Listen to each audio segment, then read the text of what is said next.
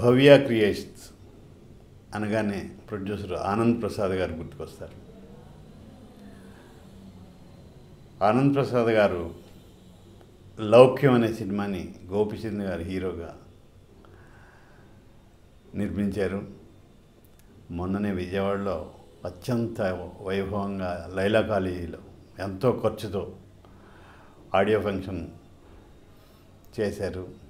అది నాలాంటి వాడి జీవితంలోనే ఒక అద్భుతం ఆ ఫంక్షన్ చూడటం. దీనికి మ్యూజిక్ అనూప్ రూబెన్స్ అద్భుతమైన మ్యూజిక్ ఇచ్చారు. ఈ పాట బాగుందండి, ఈ పాట కన్నా అనేది లేకుండా, అంటే నాకు మ్యూజిక్ కొలిచే ఇది నాకు తెలియదు, కానీ బాగుంది బాగాలేదు చెప్పడానికి మనకు చెవులు ఉన్నాయిగా.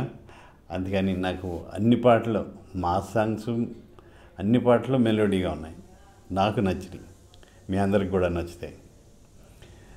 అలాగే ఆనంద్ ప్రసాద్ గారు ప్రొడ్యూసర్గా, గోపిచంద్ గారు హీరోగా ఇంతకుముందు శౌర్యం అనే సినిమాలో ఒక గొప్ప ట్రాక్, అంటే నేను ఏమన్నా యాక్ట్ చేశాను మంచి సినిమా అని చెప్పుకోదగ్గ సినిమా శౌర్యం, గోపిచంద్ గారి హీరో. అందులో రఘుబాబు నేను ఒక ట్రాక్ అనే కన్నా సినిమాకి కలిసిపోయిండే ఒక కామెడీతో కూడుకుని కథను నడిపించే క్యారెక్టర్లు చేసాం. చాలా మంచి పేరు వచ్చింది, దానికి నాకు అవార్డు కూడా వచ్చింది. అలాగే ఈ లౌక్యం, ఈ సినిమా కూడా అద్భుతంగా ఆడుతుంది.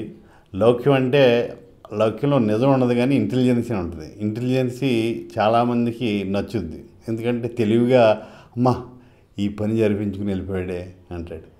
ఎదురోళ్ళని ఇబ్బంది పెట్టడు, తను ఇబ్బంది పడ్డు. ఒకవేళ తను ఇబ్బంది పడి చూస్తే ఎదురోళ్ళని ఇబ్బంది పెట్టానా తను పని చేసుకుని వెళ్ళిపోతాడు. అలాగా హీరో లౌక్యంగా ఇంటెలిజెంట్గా ఎలాగ ఆడాడు ఈ గేమ్ అనేది గోపిచంద్ గారి అభిమానులకు కావాల్సిన అన్ని సమపాళ్ళలో మంచి సినిమా చూసాం, చాలా హాయిగా చూసాం.